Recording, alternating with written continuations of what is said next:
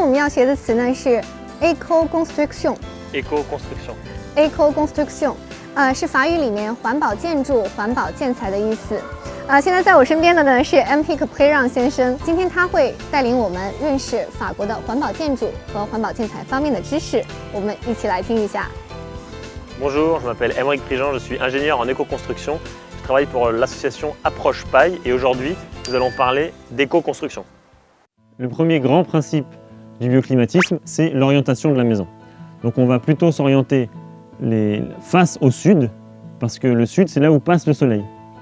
Et donc, pour ça, on va quand même jouer avec le toit, parce que le toit, il va pouvoir faire un rôle de casquette.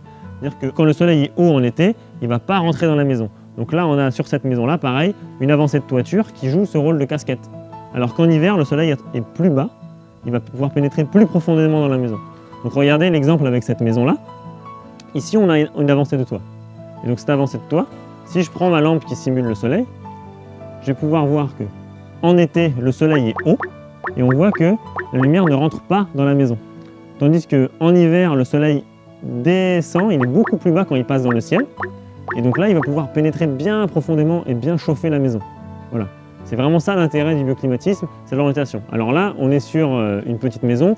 Je sais que ce n'est pas spécifiquement le modèle des grosses villes, des agglomérations chinoises ou autres, mais on peut faire la même chose dans des grands immeubles.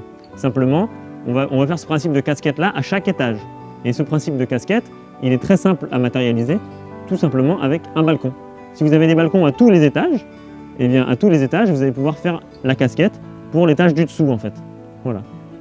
On a vu que l'orientation de la maison était très importante. Là, on a une maison qui est orientée au sud, ce qui veut dire qu'on est face au soleil dans l'hémisphère nord. On a mis un maximum d'ouverture, des baies vitrées, des fenêtres. Ce qui fait que le soleil il va pénétrer profondément dans la pièce en hiver et en été, par contre, il va rentrer le moins possible. Donc les pièces là qu'on va exposer, ça va être les pièces de vie. Ici, typiquement, on est dans une pièce salon, salle à manger. Dans les pièces où on va passer beaucoup de temps, où on a besoin vraiment de l'éclairage et du chauffage naturel par le soleil.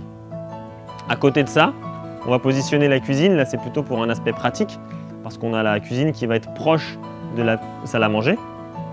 Et aussi parce que la cuisine, c'est quand même une pièce où on peut potentiellement passer du temps pour cuisiner, etc. Et du coup, ça peut être intéressant que cette pièce-là soit tout de même chauffée par de la lumière solaire. Après ça, on a des expositions différentes qui vont être est et ouest.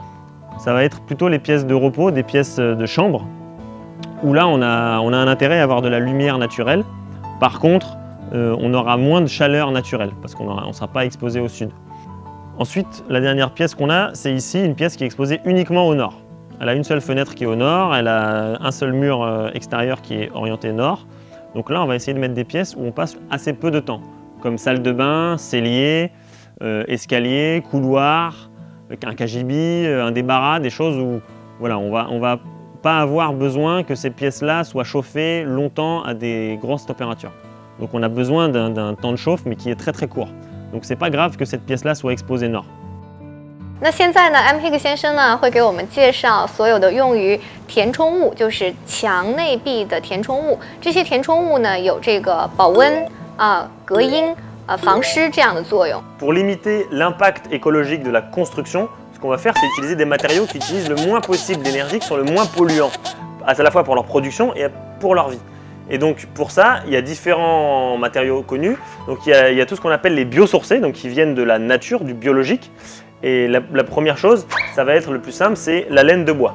Donc la laine de bois, c'est du bois qui est défibré et ensuite on en fait de la laine et ça fait un isolant. 这种摸起来手感会有一点软啊。那它这个就是c'était chanvre 呢就是麻，我们说种植的这种植物麻。那这个麻纤维呢，它就是会摸起来要比这个木纤维要软很多。那里面呢还会放一些这个其他的材料，这个纤维棉来巩固它的这个形状。Ça c'est ce qu'on appelle la chènevotte. Donc c'est en fait des petites paillettes de chanvre. Donc c'est la tige en fait qui est cassée, donc c'est voilà, des petites paillettes qu'on utilise soit pour isoler des toitures principalement, c'est vraiment simple à faire, on étale dans les toits pour isoler les greniers. 这个呢，就是法国很多的这种特有的这个木头啊，软木，这个树皮，还有这个树茎的部分。那这种木头它有一个非常好和有趣的特点，就是不怕火烧，也不怕水浸，而且它最大的一个特点就是非常非常轻。我们看它吹了一下，它就飞出去了。Dans les autres matériaux qui sont biosourcés, mais qui ne sont pas vraiment des agromatériaux, parce que ce n'est pas des choses qui poussent, c'est tout ce qui est les matériaux animaux. Donc ça, c'est de la laine de mouton, par exemple. Donc c'est de la laine qu'on a nettoyée et agglomérée. Et voilà. Donc vous voyez bien qu'un pull en laine, ça tient chaud. De la même manière, un pull en laine de mouton, ça tient chaud. Alors la dernière chose que je voulais vous montrer, ça c'est à cheval entre les agromatériaux, les matériaux biosourcés et les matériaux de recyclage. Parce que ça c'est du papier recyclé. Donc le papier à la base c'est bien des arbres qui ont poussé, qu'on a utilisé, donc c'est bien quelque chose qui vient du vivant, donc ça fait partie des matériaux biosourcés. Mais c'est aussi un matériau de recyclage parce que c'est des déchets de papier qu'on a réutilisés, qu'on a broyés et qu'on a fait avec de l'isolant.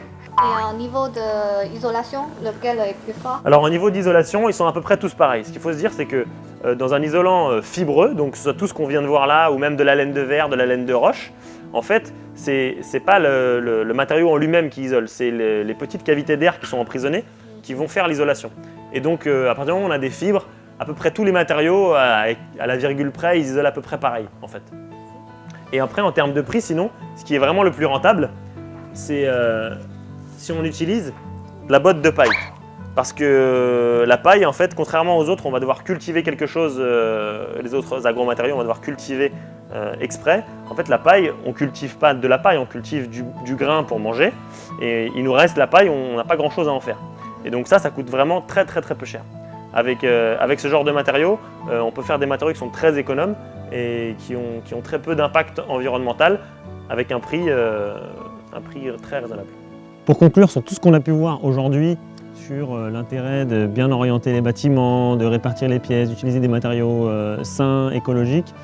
Donc je dirais qu'on va surtout essayer d'utiliser un maximum son cerveau pour utiliser un minimum d'énergie. Donc le gain global, c'est qu'on va avoir un minimum d'impact sur l'environnement avec tout le processus de construction qui va être très peu gourmand en énergie et éviter de continuer à relarguer du CO2 dans l'atmosphère. Et également, comme on utilise des matériaux qui sont d'origine naturelle, qui sont plutôt sains, donc on gagne en santé à la fois pour les opérateurs, les entreprises de construction qui vont appliquer les produits, mais également pour ceux qui vont habiter ensuite dans la maison.